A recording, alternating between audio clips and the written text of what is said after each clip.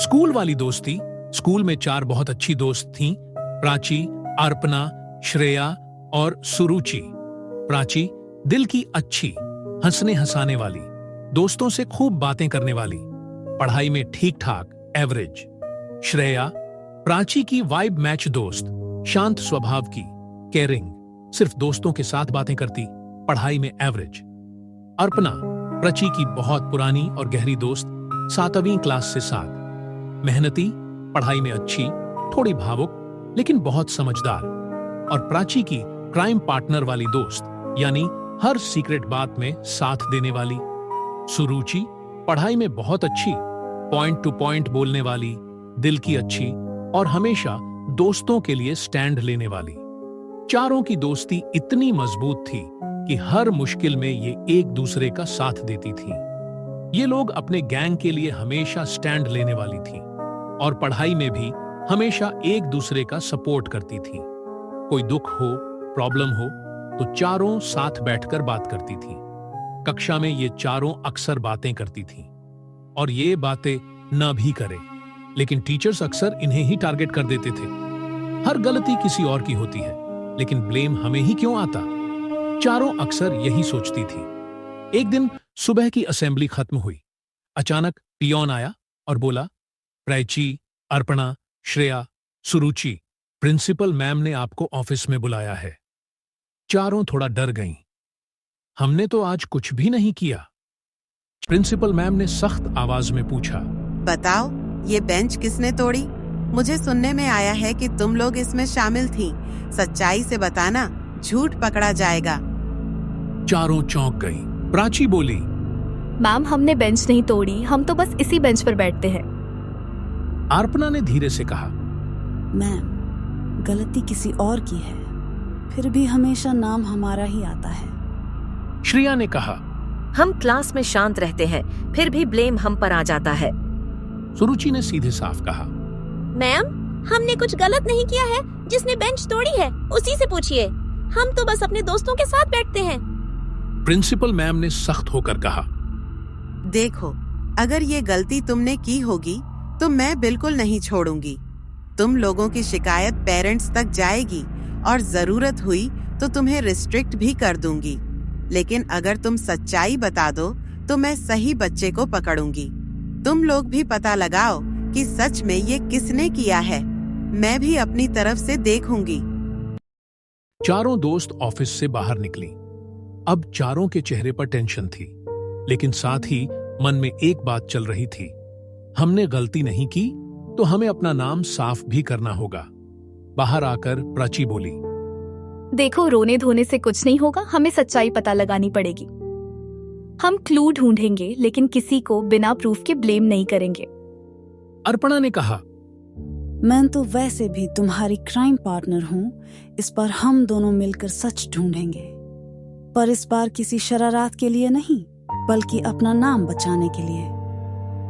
श्रेया ने काल्मली कहा, हम सबको ध्यान से ऑब्जर्व करेंगे। क्लास में कौन बेंच के पास आता है, कौन मस्ती करता है। सुरुचि ने कहा, जो भी बात मिलेगी हम नोट करेंगे। धीरे धीरे करके हम सच तक पहुंच जाएंगे। चारों ने मिलकर फैसला किया, वे खुद ही पता लगाएंगी कि बेंच किसने तोड़ी। सच की तलाश शुरू, पीरियड फ्री था तो चारों चुपचाप अपनी क्लास में गईं। सबसे पहले वे उस टूटी हुई बेंच के पास पहुंची। बेंच की एक लकड़ी की पट्टी नीचे की तरफ लटक रही थी। कुछ स्क्रू ढीले थे। जमीन पर लकड़ी के छोटे छोटे टुकड़े गिरे थे। श्रेया झुककर बेंच को ध्यान से देखने लगी। ये बेंच अचानक से नहीं टूटी लगे। ऐसा लग रहा है जैसे पहले से ढीली थी या किसी ने जोर जोर से हिलाया होगा। प्राची ने बेंच को हल्का सा हिलाया। अगर हम नॉर्मल बैठते तो इतना नहीं टूटता। लगता है किसी ने मस्ती में ज्यादा जोर से हिलाया होगा। सुरुचि ने थोड़ा पीछे खड़े होकर सोचा, फिर बोली, कल लंच ब्रेक में कौन कौन इस बेंच के पास था, याद है? तीनों ने सोचना शुरू किया। थोड़ी देर बाद अर्पणा बोली, कल राहुल और उसका ग्रुप यही बेंच पर चढ़ चढ़ कर मस्ती कर रहा था। वो लोग बेंच को जोर जोर से हिला रहे थे, फिर टीचर आते ही भाग गए थे, याद है? प्राची की आंखें बड़ी हो गईं। हाँ, राहुल ने तो मजाक में कहा भी था। देखते हैं ये बेंच कितना स्ट्रांग है। फिर वो बेंच पर खड़ा होकर उसे हिलाने लगा था। श्रेया ने धीरे से कहा, जब हम पीछे वाली रो में बैठे थे हमने देखा तो था, पर सोचा यूजुअल मस्ती है, सीरियस नहीं लिया। सुरुचि ने कामली कहा, मतलब ये हो सकता है कि बेंच पहले से वीक हो गई थी जब राहुल और उसके दोस्त उस पर मस्ती कर रहे थे। अब क्योंकि रोज इस बेंच पर तुम लोग बैठते हो, इसलिए ब्लेम तुम चारों पर आ गया। चारों को अब थोड़ा कॉन्फिडेंस आया। उन्हें लगा कम से कम हमें एक स्ट्रांग डाउट तो मिल गया। टू लेने के बाद चारों स्टाफ रूम के पास से जा रही थीं। अचानक अंदर से 2 टीचर्स की आवाज आने लगी। टीचर सानवी बोली, वही चारों लड़कियां होंगी, हमेशा साथ साथ, हमेशा बातें करती रहती हैं, शायद शरारत भी वही करती होंगी। टीचर सारिका ने कहा, लेकिन मैम, मुझे राहुल भी उस बेंच के पास दिखा था कल। वो भी तो नटखट ग्रुप में आता है। प्राची ये सुनते ही रुक गई। उसने बाकी तीनों को इशारा किया। चुप सुनो। टीचर तानवी फिर बोली, राहुल वाला ग्रुप भी मेस्कियस है, पर प्रिंसिपल मैम ने पहले ही उन चारों लड़कियों के नाम ले लिए हैं। अब पहले उनसे ही बात होगी। चारों के दिल धक से रह गए।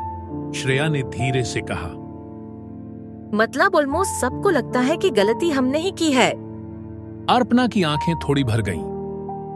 हमने कुछ भी गलत नहीं किया, फिर भी सब हमें ही गलत समझ रहे हैं। सुरुचि ने गहरी सांस ली। इसका मतलब एक ही है, अगर हम चुप रहे तो पनिशमेंट पक्की है। अब हमें राहुल और उसके दोस्तों से बात करनी पड़ेगी। प्राची के अंदर वाली ओल्ड मास्टी वाली एनर्जी वापस आने लगी, लेकिन इस बार वो सीरियस भी थी। वो मुस्कुराकर बोली, ठीक है फ्रेंड्स, आज से हम लॉग डिटेक्टिव मोड में हैं। कल से सिर्फ बातें नहीं, अब हम सच ढूंढेंगे, आंखें खोलकर, दिमाग चलाकर। राहुल से भी बात करेंगे, पर स्मार्ट तरीके से। चारों ने एक दूसरे की तरफ देखा। हल्की सी मुस्कान आई और दिल में एक ही बात थी, हमने गलती नहीं की। अब हमें खुद अपना नाम साफ करना होगा। राहुल और उसका ग्रुप ग्राउंड में बास्केटबॉल लेकर खड़ा था। हंस हंस कर बात कर रहे थे। प्राची ने हल्की स्माइल के साथ आगे बढ़कर कहा, हाय राहुल, क्या चल रहा है? कल बड़ी मस्ती चल रही थी क्लास में, याद है? राहुल थोड़ा हक्का बक्का। अरे कुछ खास नहीं, बस टाइम पास। अर्पणा भी पास आई और बोली, कल तुम लोग हमारी रो में खड़े थे ना, वही वाली बेंच के पास। राहुल थोड़ा कंफ्यूज एक्टिंग करने लगा। कौन सी बेंच? मुझे क्या पता। श्रेया अब आगे आई। उसने सीधी बात करने की सोची। श्रेया ने धीरे लेकिन साफ आवाज में कहा, वही बेंच जो आज टूटी हुई है, कल तुम उस पर चढ़कर उसे हिला रहे थे, ये हमने खुद देखा है। राहुल एक सेकंड के लिए चुप हो गया। उसके दोस्तों ने उसकी तरफ देखा। एक दोस्त बोला, हाँ, राहुल याद है ना, तू ही तो बोल रहा था, देखते हैं बेंच कितना स्ट्रांग है। राहुल ने उसे घूर कर देखा। चुप ना, सबके सामने क्यों बोल रहा है? प्राची ने बात वहीं पकड़ ली। वो बोली, देखो राहुल, हम यहाँ लड़ने नहीं आए हैं। प्रिंसिपल मैम ने हम चारों को बुलाया था और बेंच तोड़ने का ब्लेम हम पर आ रहा है। अगर हम पनिशमेंट में फंसेंगे तो पेरेंट्स तक बात जाएगी। हमने कुछ गलत नहीं किया। अगर गलती तुमसे हुई है तो कम से कम सच बोल दो। राहुल थोड़ा घबरा गया, पर अभी भी मानने को तैयार नहीं था। वो बोला, अरे हमने सिर्फ मस्ती की थी, बेंच मैन नहीं तोड़ी। स्कूल की चीजें इतनी वीक होंगी तो हम क्या करें? सुरुचि ने गहरी नजर से राहुल की तरफ देखा और बोली, देखो, सिंपल बात है, कल से बेंच कमजोर हो गई थी और आज सुबह पूरी तरह टूटी मिली। प्रिंसिपल मैम को बस ये पता है कि हम चारों उसी बेंच पर बैठते हैं, इसलिए वो समझ रही हैं कि गलती भी हमारी ही होगी। तुम लोगों ने मस्ती की, बेंच को हिलाया, यूएसपी खड़े हुए, ये गलत था या नहीं? राहुल चुप हो गया। उसके दोस्तों भी धीरे धीरे गंभीर हो गए। थोड़ी देर बाद उसके एक दोस्त ने कहा, यार राहुल, ऑनेस्टली बोल, अगर हमने कल ऐसी मस्ती ना की होती तो शायद बेंच इतनी जल्दी ना टूटती। अर्पणा ने सॉफ्टली कहा, हम किसी से लड़ना नहीं चाहते, न ही तुम्हारा नाम खराब करना चाहते हैं। बस इतना चाहते हैं कि हम इनोसेंट हैं, ये प्रूव हो जाए। राहुल ने फाइनली धीरे से कहा, ठीक है, कल हम लोगों ने बेंच पर चढ़कर उससे जोर जोर से हिलाया था।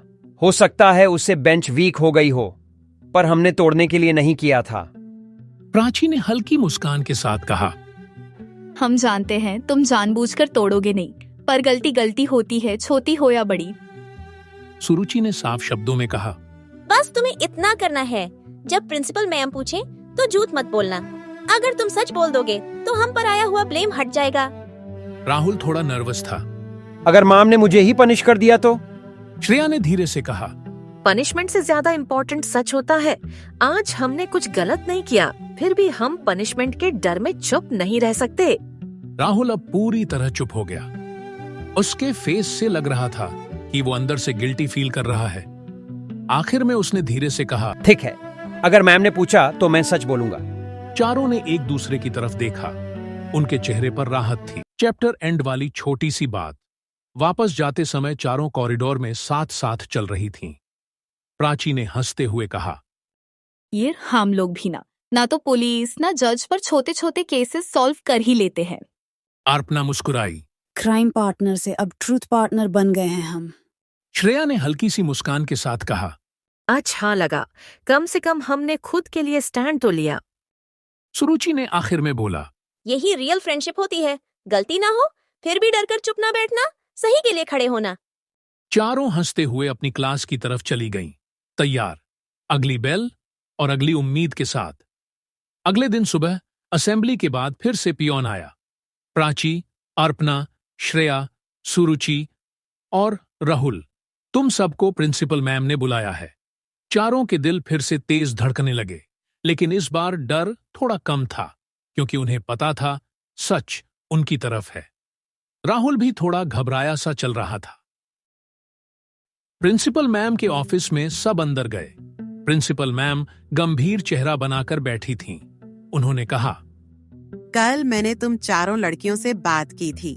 बेंच टूटने की बात पर मुझे अभी तक सही जवाब नहीं मिला है। आज राहुल और उसका ग्रुप भी यहाँ है। अब सब सच सच बताओ।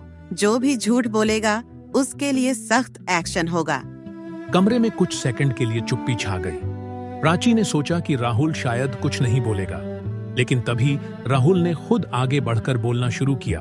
राहुल ने धीरे से कहा, मैम, कल लंच ब्रेक में हम लोग उस बेंच के पास मस्ती कर रहे थे। मैं बेंच पर चढ़ गया था, उसे जोर जोर से हिलाया भी था। उस समय बेंच नहीं टूटी, पर शायद वो वीक हो गई होगी। आज जो बेंच टूटी मिली तो उसका रीजन हम भी हो सकते हैं। प्राची और उसके दोस्त सिर्फ उस बेंच पर बैठते हैं, पर उन्होंने बेंच नहीं तोड़ी मैम। गलती हमारी तरफ से हुई है। कमरे में सब एकदम शांत हो गए। प्रिंसिपल मैम कुछ पल तक राहुल को देखती रहीं। चारों लड़कियों के चेहरों पर थोड़ी हैरानी और थोड़ी राहत थी। प्रिंसिपल मैम का जवाब प्रिंसिपल मैम ने गहरी सांस ली और बोली, राहुल, तुमसे गलती हुई है, पर तुमने आज सच बोलकर कॉज दिखाया है। गलती करना बुरा है, पर गलती छुपाना उससे भी बुरा होता है। इस बार मैं तुम्हें सिर्फ वार्निंग दे रही हूँ। नेक्स्ट टाइम स्कूल की किसी भी चीज के साथ ऐसी मस्ती नहीं होगी, समझे? राहुल ने तुरंत सिर झुकाकर कहा, जी मैम, दोबारा ऐसा नहीं होगा। फिर मैम ने प्राची और उसकी दोस्तों की तरफ देखा। और तुम चारों, मुझे लगा था कि तुम लोग हमेशा बातों में लगी रहती हो, इसलिए शायद शरारत भी तुम ही लोग करते हो।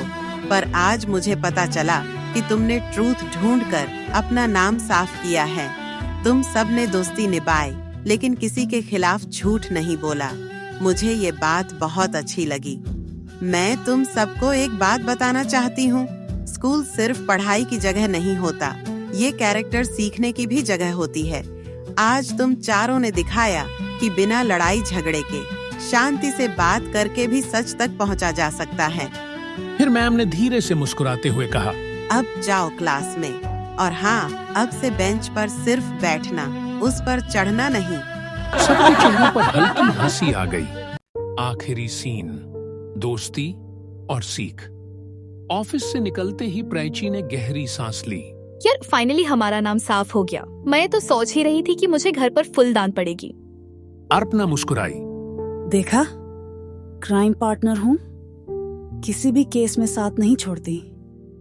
अच्छा लगा कि हमने चुप नहीं रहे, नहीं तो सबको लगता कि हम ही गलत है। सुरुचि ने आखिर में कहा, दोस्ती का मतलब ये नहीं होता कि हम गलत का साथ दें। सच्ची दोस्ती वही है जहां हम एक दूसरे के साथ भी खड़े रहे और सच के साथ भी। चारों हंसते हुए अपनी क्लास की तरफ चली गई, मन हल्का, चेहरा खुश और दिल में एक नई सीख के साथ। मॉरल ऑफ द स्टोरी, सीख। सच बोलना हमेशा जरूरी है, चाहे थोड़ी डांट क्यों ना पड़ जाए। गलती अगर अपनी हो तो मान लेना चाहिए, इससे इंसान छोटा नहीं बल्कि और बड़ा बनता है। सच्ची दोस्ती वही है जो सही बात के लिए खड़ी रहे, डर कर चुप ना बैठे। कहानी यहीं खत्म होती है, पर प्राची, अर्पणा, श्रेया और सुरुचि की दोस्ती नहीं।